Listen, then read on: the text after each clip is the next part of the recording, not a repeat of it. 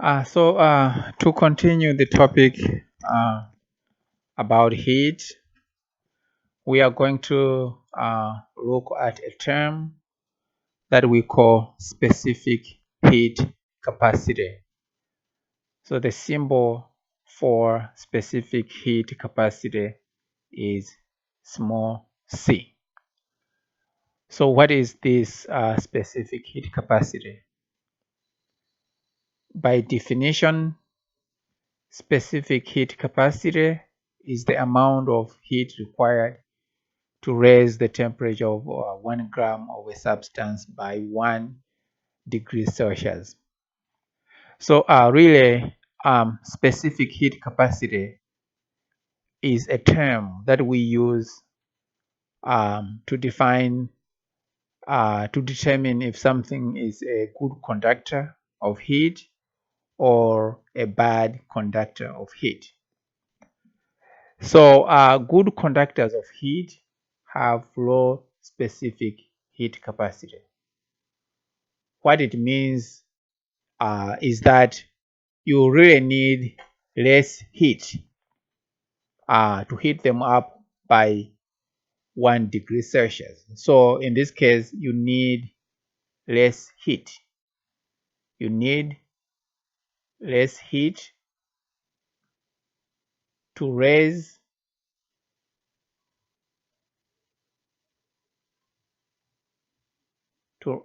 their temperatures. So these substances are good conductors and they have low specific heat capacity.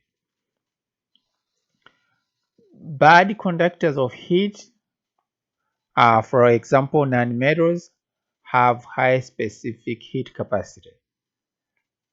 In this case, you need more heat. You need more heat to raise their temperature.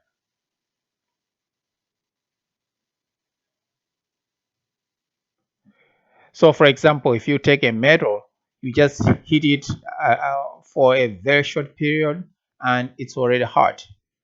If you take water, you need to heat water for a long time. That is, you are giving water a lot of heat for it to raise its temperature. So that's what it's about in terms of specific heat capacity.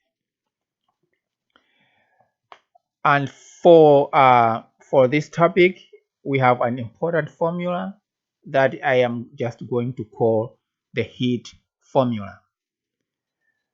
So this formula provides a relationship between the amount of heat that you give to a substance, the mass, the specific heat capacity, and the change in temperature.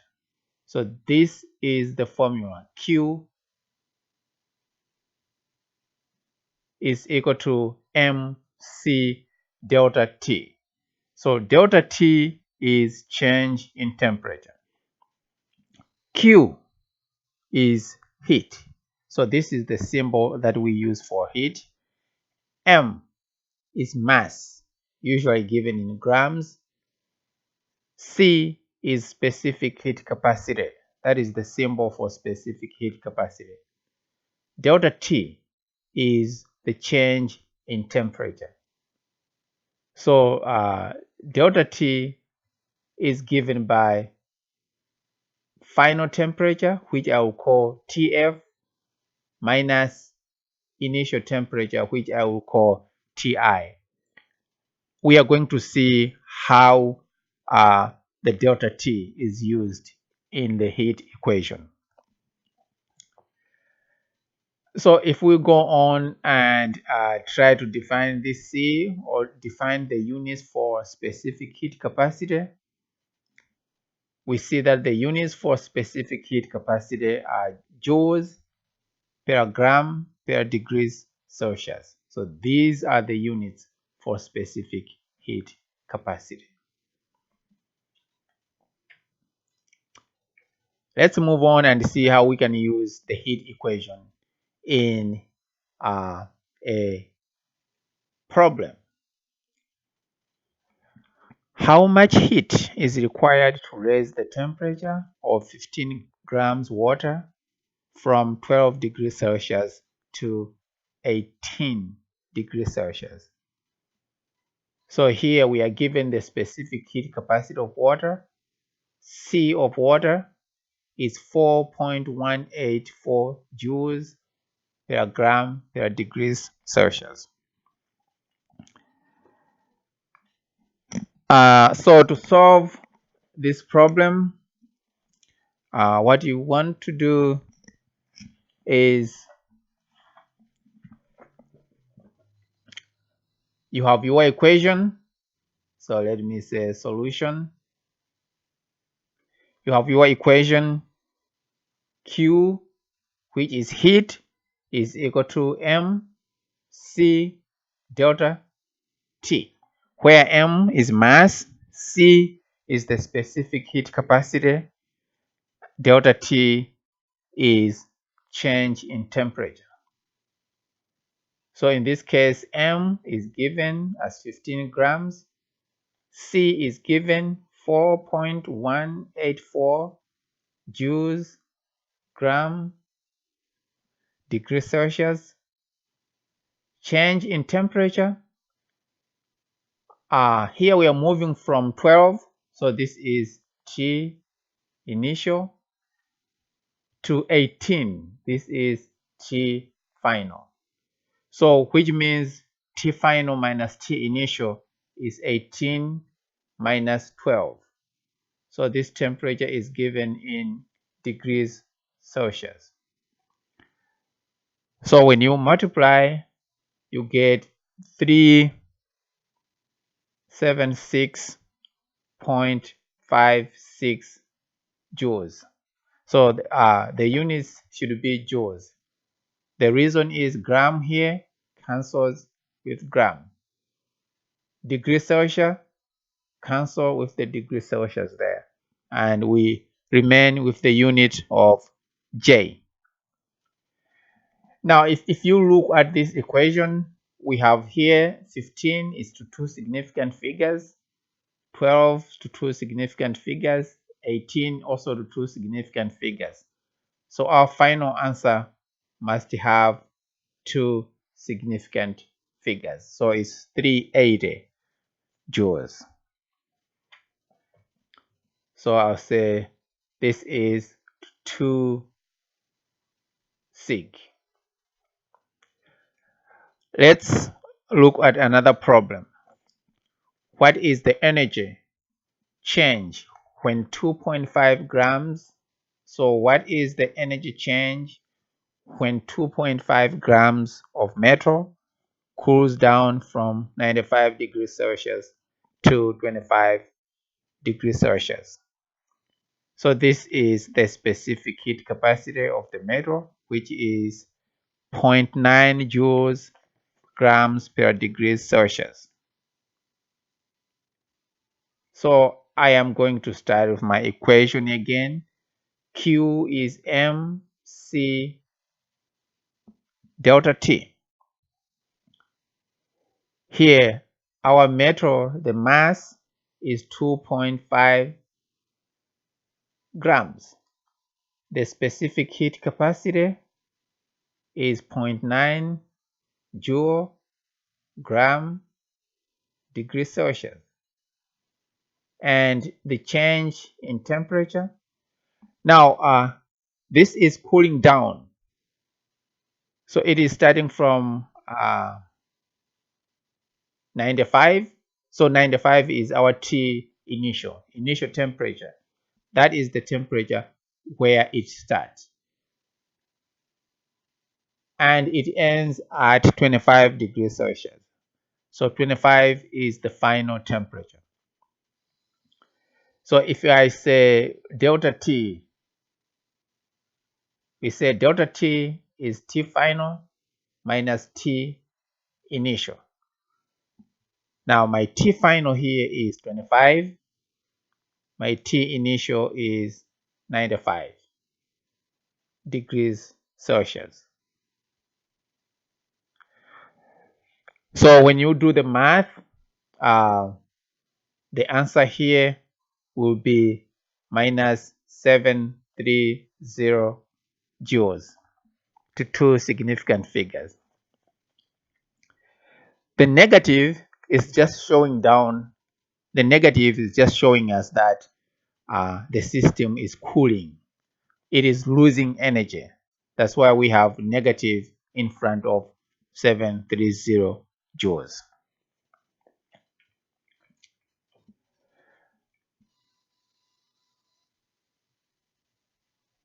So this is another statement that I want us to just think about. Describe in terms of energy transfer. What happens when we drop like a 30-gram metal, which is initially at 100 degrees Celsius, into 200 grams of water, which is initially at 24 degrees Celsius.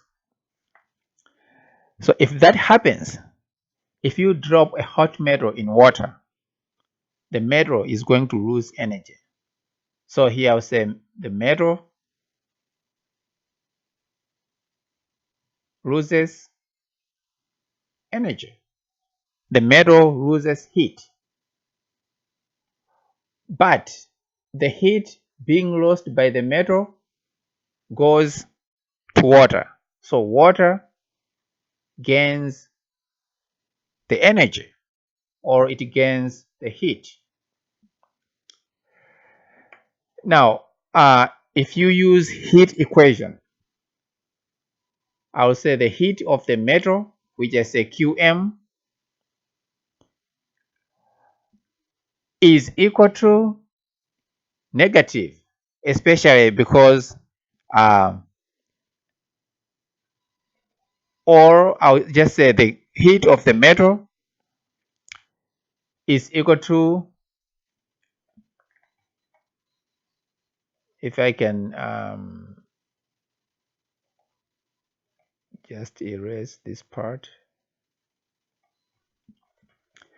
The heat of the metal is given by mass of metal, so this is metal, times specific heat capacity of metal times the change in temperature.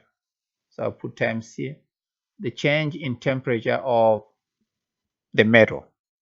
So we're saying metal loses energy, but the equation for metal is mass metal times specific heat capacity metal times change in temperature. Equation for water, I'll just say QW. Equation for water, QW, mass water times specific heat capacity water times change in temperature of water. So in this case, we kind of like have two systems. We have metal as a system and water as a system. The metal is losing energy because it is cooling down. At the same time, the water is gaining energy because it is receiving heat from the metal. Now, because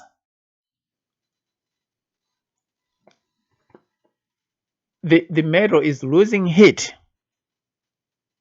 we are going to say heat lost by the metal is equal to the heat gained by the water. That's what is happening. The metal loses heat, all that heat goes to water. So what we are saying is, if you wanna write an equation, you can say that um, the delta,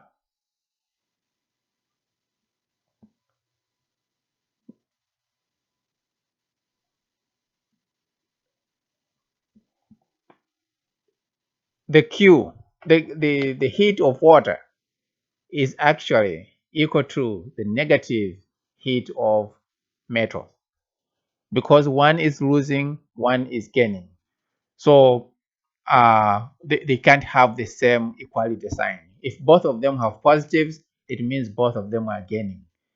If both of them have negatives, it means both are losing. But in this case, water is gaining and metal is losing. So we say QW is equal to negative QM, or the heat of water is equal to the heat of metal, because metal is losing and water is gaining. So this relationship is important. In other words, I can say that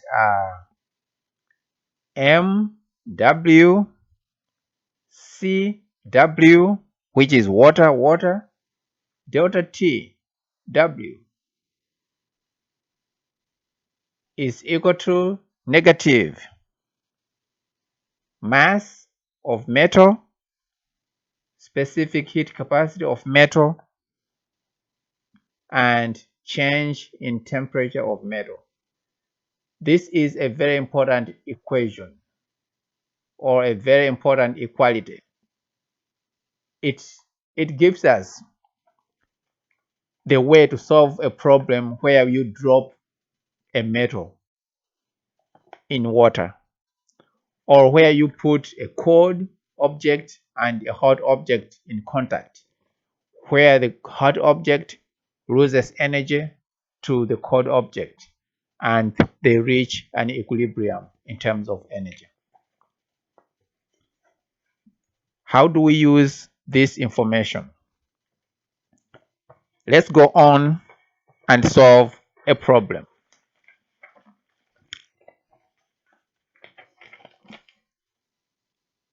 Here we have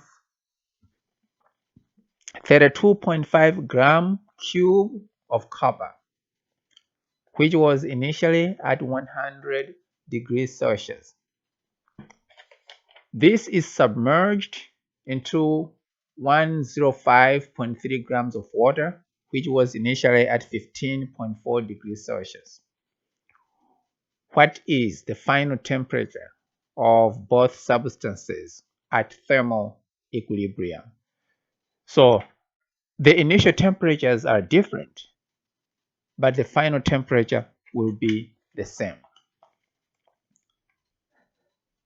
So to solve this problem, we know that the metal is going to lose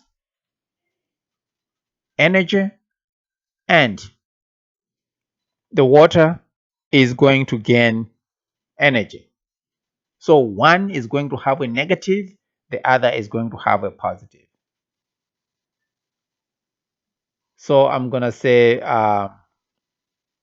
in the end,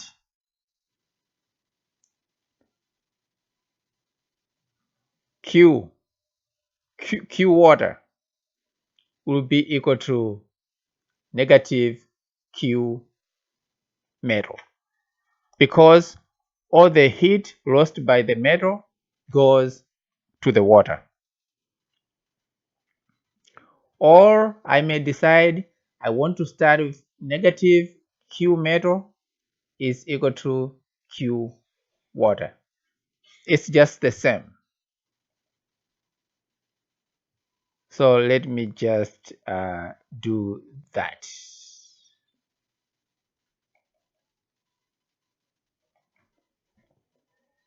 So negative Q metal is equal to Q water. In other words, uh, mass negative mass, metal, specific heat capacity of metal, change in temperature of metal is equal to the mass of water, specific heat capacity of water, change in temperature of water. Now, the question is, do we have the mass of metal? The answer is yes. The mass of metal is 32.5 grams. So we have 32.5 grams cube of copper, which is given here. What about specific heat capacity of the metal? Yes, we have specific heat capacity of the metal given here in this problem. So that is 0.385 joules gram degrees Celsius. What about initial temperature? Do we have initial temperature for metal? Yes, we have initial temperature for metal here, 100 degrees Celsius. Do we have the final temperature? No, we are not given final temperature. That's what we want to find. But we know that, I'll just put it here, delta T of metal is equal to T final minus the T initial. In this case, our initial is 100 degrees Celsius. That's what I'm going to put here. T final minus 100. So that covers the metal. I'll do exactly the same thing with water. What is the mass of water? 105.3 grams. The specific heat capacity of water, although it's not given here, but you will be given 4.184 joule gram degrees Celsius. Delta T of water, you're always putting T final at the beginning minus T initial. What is the initial temperature of water? Here it's given as 15.4 degrees Celsius. So I just said 15.4. So that's what we have. Now this is the equation that we are going to work with. Our aim is to find what this TF is. What is the final temperature? That is our aim. Now the gram here will cancel with this gram.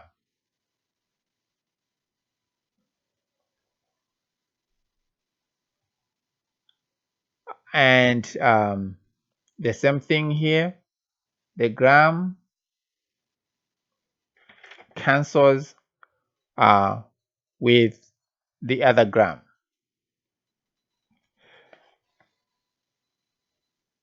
We can get things like the joules, whatever, out of this system because the joule is present this side and also present this side. We can factor out J from our equation. So really, in the end, what we are more interested with are, we can do the same thing with degrees Celsius. What we are more interested with at this point are just the numbers. So what I usually do, I just multiply the both sides. If I multiply this side, I get negative 12.5125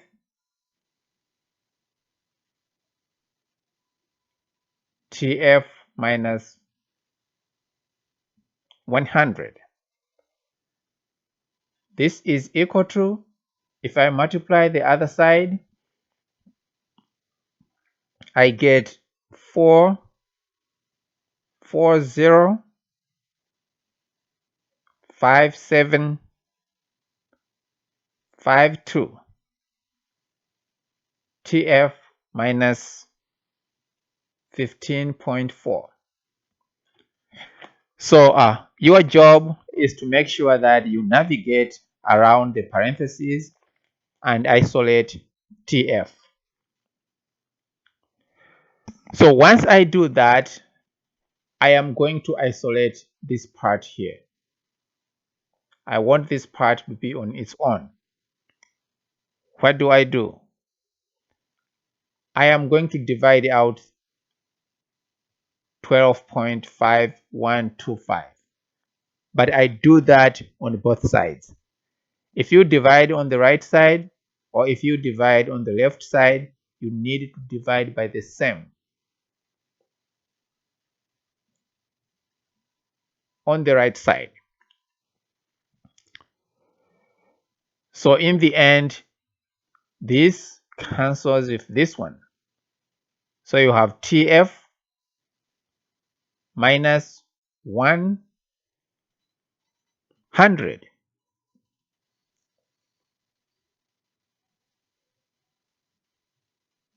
is equal to, these two divide each other. So your answer will be minus or negative 35.211.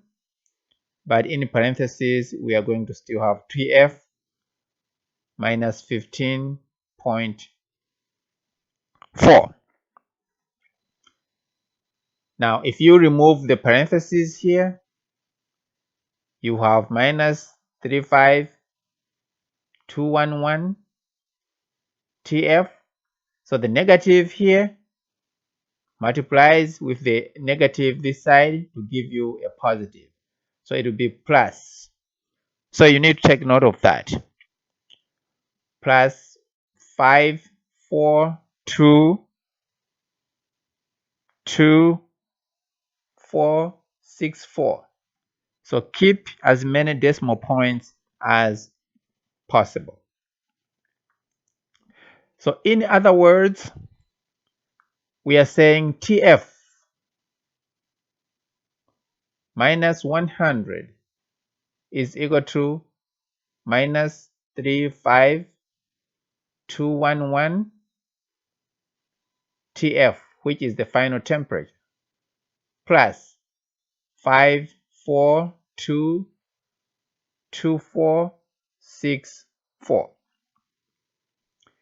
So you need to put the TFs on one side. If I transfer this TF to this side here, it will become positive. So I'm going to have TF plus 35211 TF is equal to, if I transfer this 100 from this side to this side, the 100 also becomes positive. So it will be plus 5422464 plus 100. Or in other words, we have 36 point, so 36 point, oh yes, so we have 36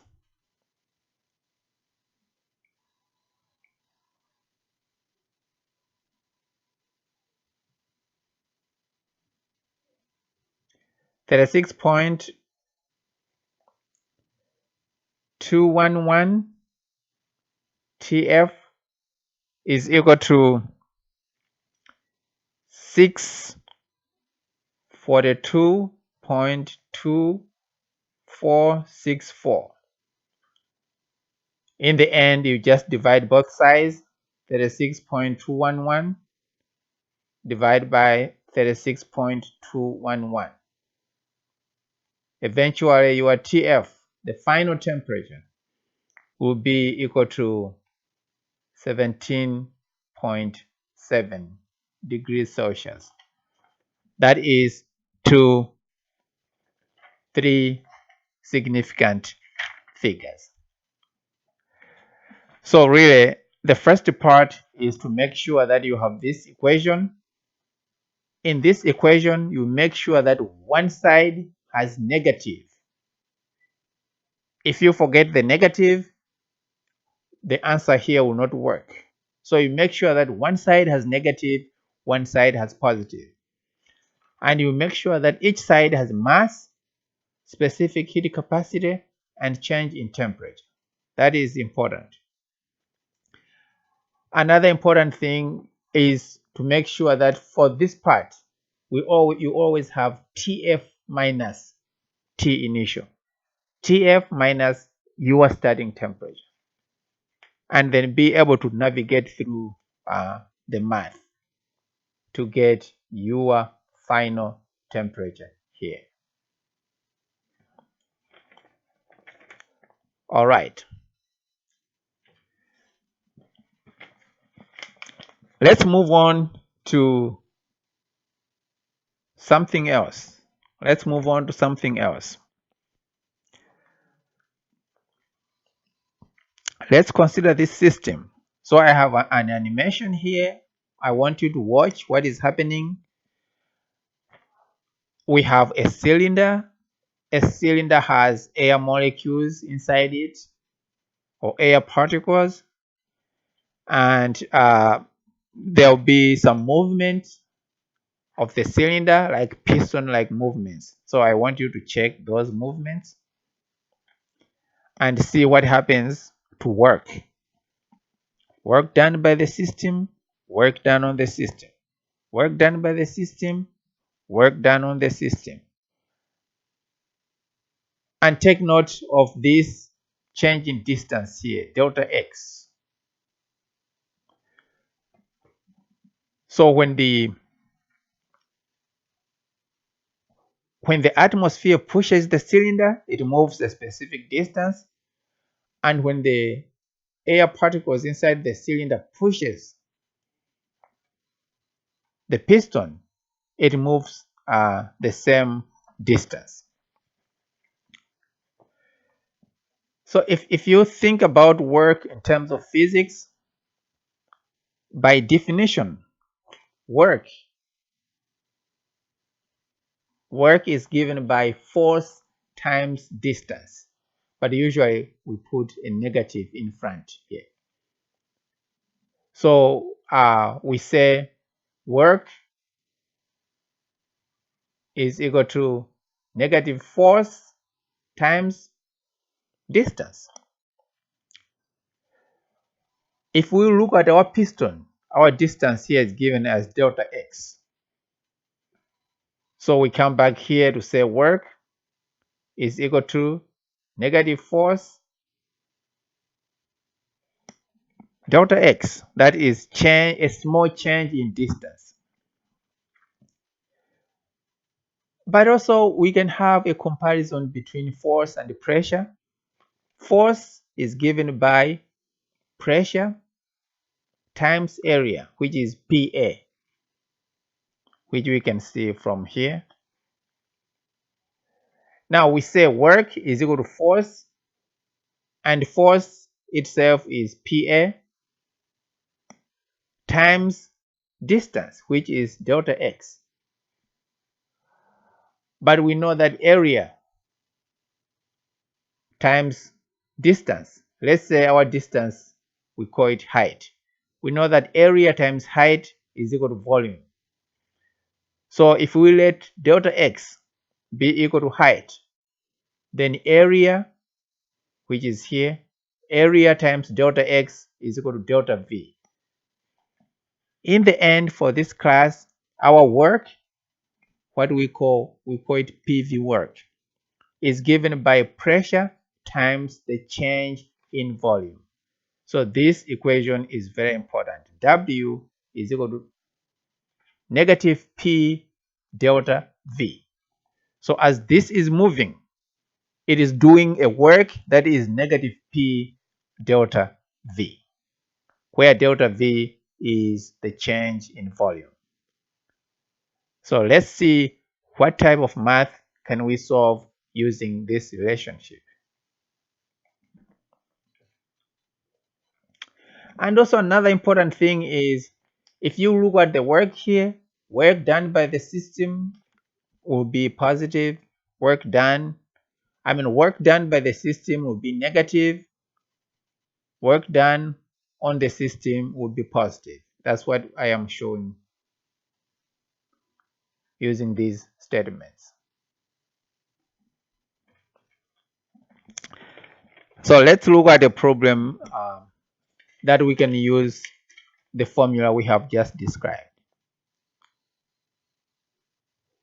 To inflate a balloon, you must do PV work, or just P delta V, on the surroundings. If you inflate a balloon from a volume of 0.1 liter to 1.85 liter against an external pressure of 1 atmosphere, how much work is done? Now you need to give the work in joules.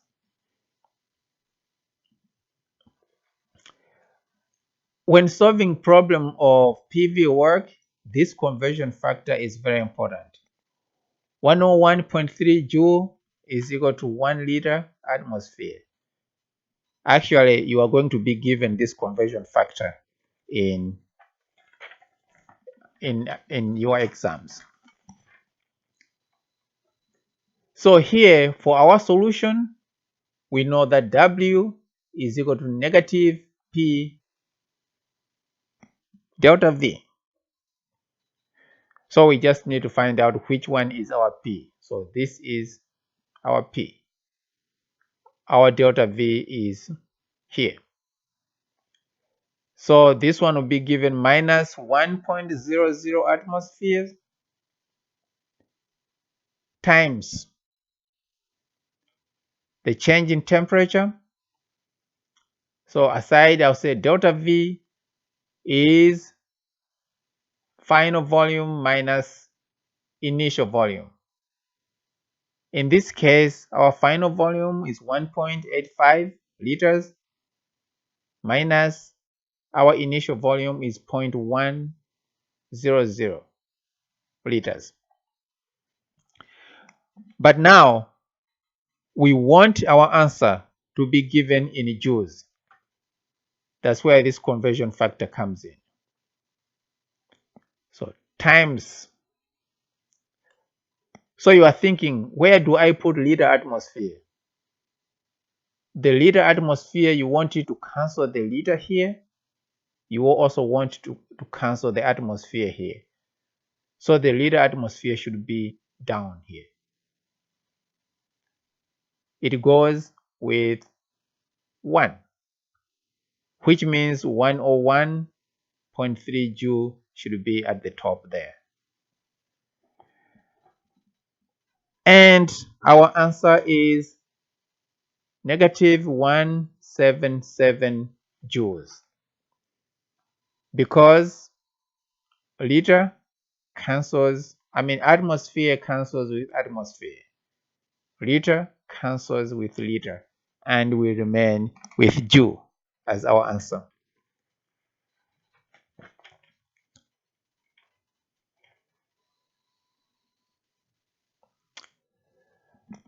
Let's look at another term. We just talked about work. We talked about heat. So we say that heat is given by Q as its symbol. Work is given as W as its symbol. But also, we initially, in the previous video, we talked about the first law of thermodynamics, which says that the mathematical statement of the first law of thermodynamics, which says that delta E, change in internal energy, is given by Q, which is which is heat, plus W, which is work. But we know that this part, W, is equal to negative P delta V. We just found out about that one. Which means if you want to determine the internal energy, you can say internal energy of a system is equal to heat minus P delta V, because we know that W is equal to negative P delta V. So that's an equation that can help us to determine internal energy of a system if we know the heat of the system and if we know the PV work the system does. So let's work on a problem.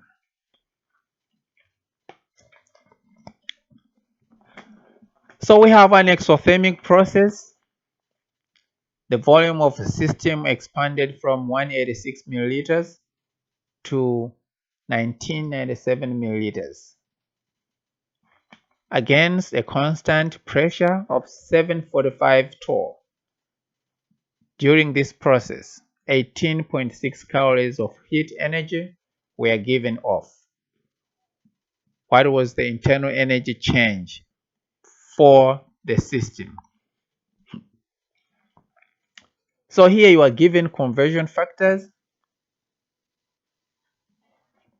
So the aim of these conversion factors is to make sure that you change calories to joules, and also to make sure that you change the torrs to atmosphere, and to make sure that you change liter atmosphere to joules. So that would be the first thing I'm going to do, is to change units to proper units that I want to use.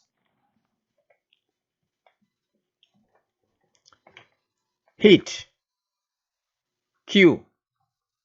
So our Q is here, 18. We said during the process, 18.6 calories of heat. So that is our Q. Here it says were given off. The heat was given off. And because the heat was given off, it will have a negative because it was given off. So Q will be equal to negative 18.6 calories. But I want to change calories to joules, which means down here I put cal, up here I put joule. Based on this conversion factor, I have 1 here and I have 4.184. So the heat in joules will be equal to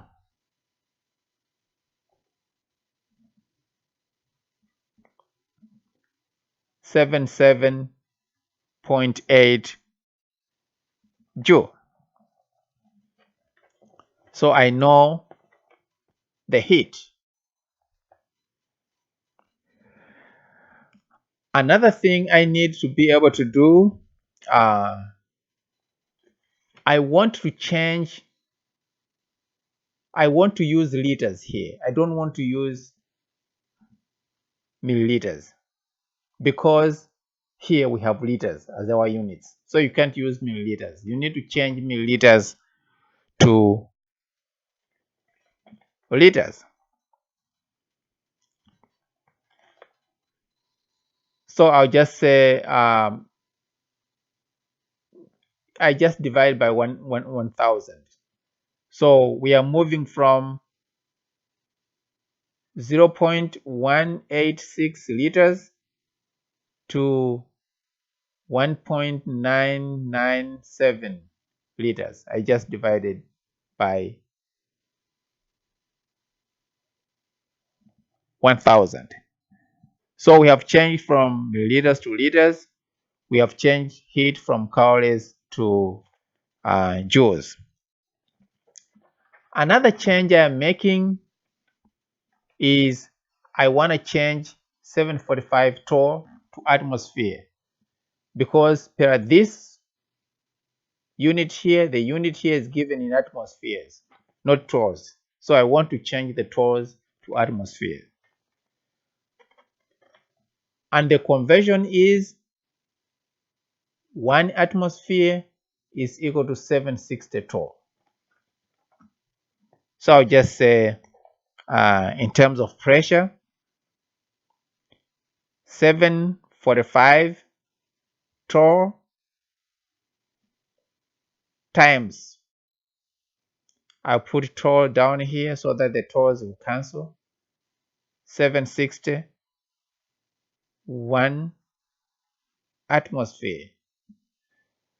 So the torrs that I have in terms of atmosphere, I have 0.9802 atmosphere.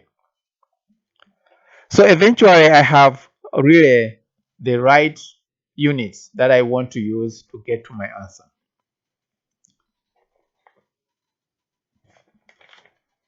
So if I can get rid of this part so that I'm following again what we are doing.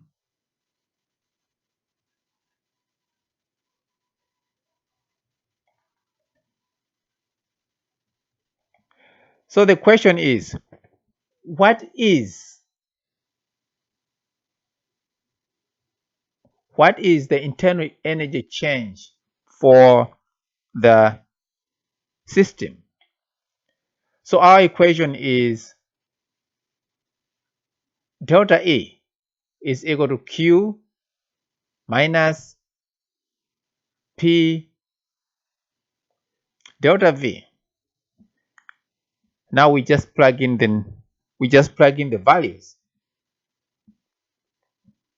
So our Q is minus 77.8 joule. This minus our P is 0.9802 atmospheres.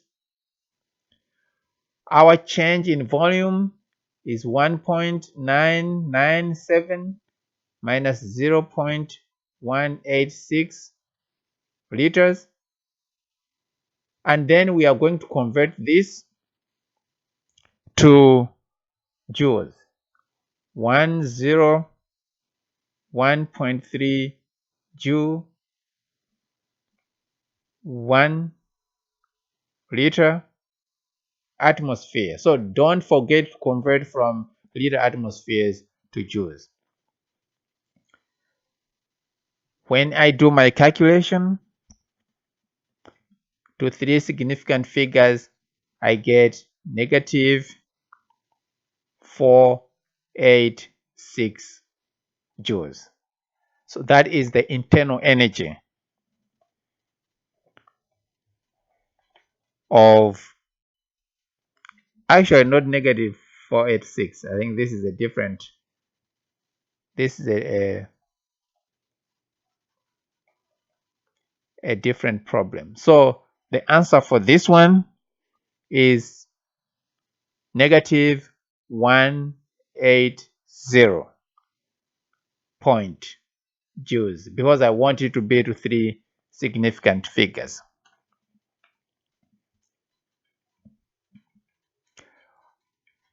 So let's look at a similar problem.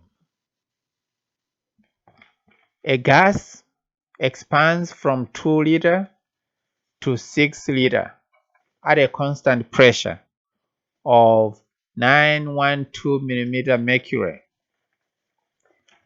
How much work is done in the process? That is A. B. If Q was 77.8 in the process, what would be the change in internal energy? So we have our conversion factors here. You take note of them. So the first part, just how much work. It is looking at this P delta V.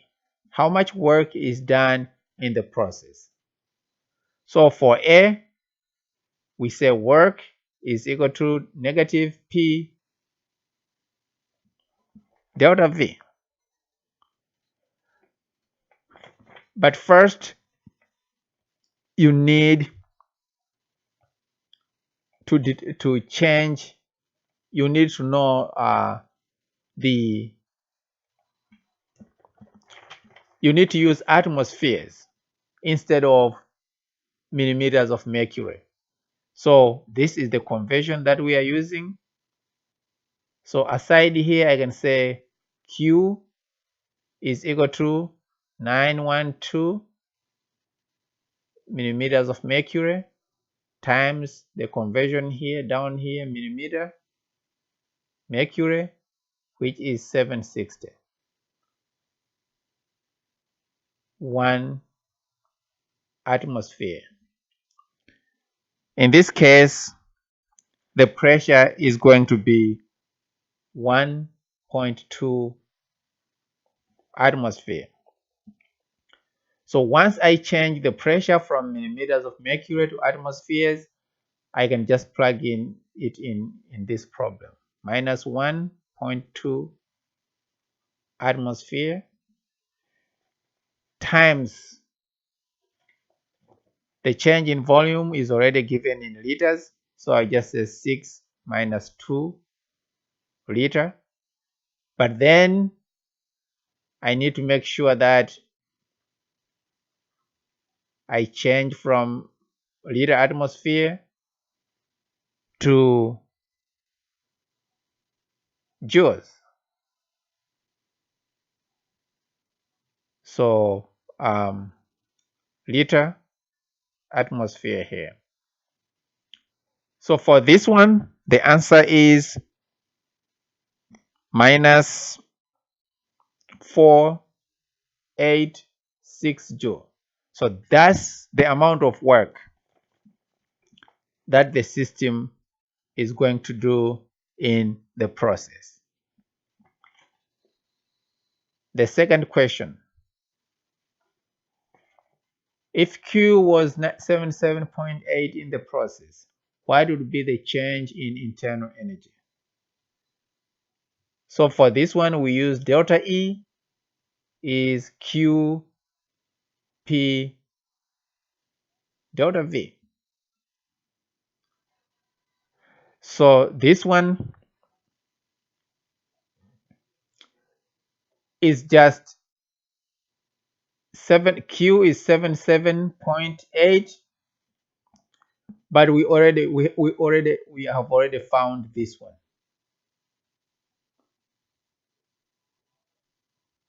We already have minus P delta V, which is minus 486. So it will just be minus 486.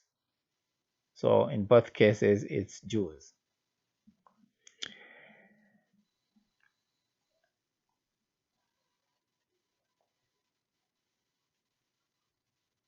And the answer is 408 joules.